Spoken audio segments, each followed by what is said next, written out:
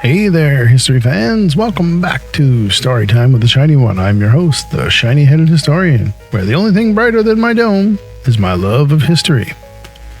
Now, last time we talked about the last days of the Civil War and Lincoln's plans, the radical Republicans, and the big question of how to rebuild the nation that just tore itself apart. Today, we're zooming into one of the most important efforts from that time, a program that tried to turn freedom into something real. That's right, we're talking about the Freedmen's Bureau. So, the Civil War ends in 1865. The Union wins. Enslaved people across the South are now legally free. But hold up. Freedom on paper and freedom in real life are two very different things. Think about it. Millions of people have been freed, but they had nothing. No land, no money, no education, no homes. And in many cases, no family nearby. And to make things even tougher, many white Southerners didn't exactly throw a welcome to freedom party. In fact, some tried to keep things just like it was before, using violence, unfair laws, and intimidation. So what does the government do? It creates something brand new, something that had never been done before in American history. In March 1865, just before the war had officially ended, Congress passed a law creating the Bureau of Refugees, Freedmen, and Abandoned Lands. Yeah, that's a mouthful. Luckily, everyone just called it the Freedmen's Bureau. Its job?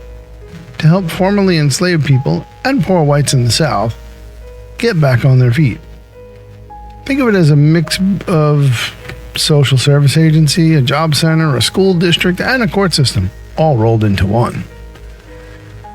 The Bureau had handed out food and clothing, helped people find jobs, reunited families, built hospitals, and opened thousands of schools. That's right, thousands. By 1870, the Freedmen's Bureau had helped create over 4,000 schools across the South. One of the most powerful things the Bureau did was promote education. During slavery, it had been illegal in many places for enslaved people to learn to read or write. So when freedom came, there was this incredible hunger for learning.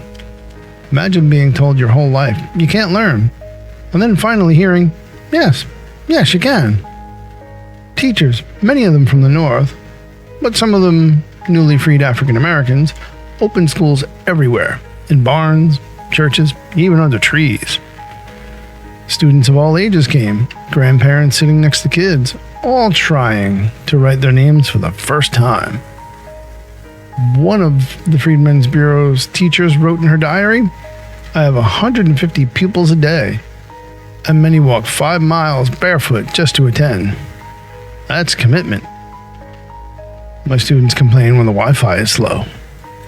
Now, the Bureau is also supposed to help freed people get land and jobs. There was even talk, thanks to General William T. Sherman, about giving freed families 40 acres and a mule to start afresh. Sounds fair, right? Give them land that used to belong to the Confederate plantation owners and let them build a new life. But the plan didn't stick. Andrew Johnson canceled it and returned most of the land to its former slaveholder owners. So instead of owning land, many freed people end up working for their old masters again, this time as sharecroppers. They farmed someone else's land in exchange for a share, in quotes, of the crop. But unfair contracts often kept them trapped in debt.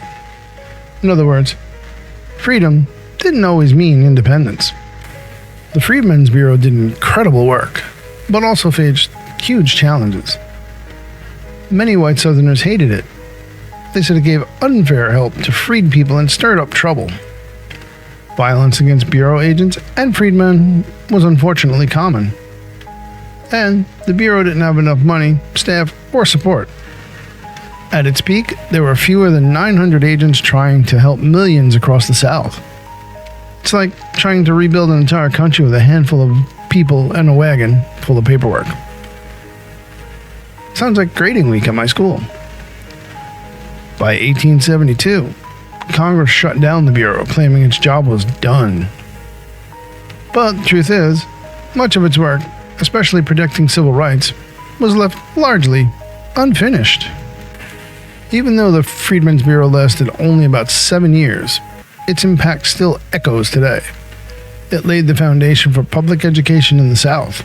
It proved that the federal government could step in to protect citizens' rights, and it showed how difficult and how necessary it was to turn freedom into equality. The Bureau's motto could have been, "Freedom isn't free, it takes work." So, what can we learn from the Freedmen's Bureau? That real change takes more than laws. It takes action, compassion, and persistence. That freedom isn't just about breaking chains, it's about opening doors. And even when a good idea struggles or fails, it can still plant seeds for the future. The Freedmen's Bureau wasn't perfect, but it was one of America's first big steps toward justice and equality. And that's something worth remembering and celebrating. Well, that's all the time we have for today, folks. Thanks for joining me on Storytime with the Shiny One. Remember, history isn't boring, it's baldly honest. Stay shiny, stay curious, and I'll see you next time.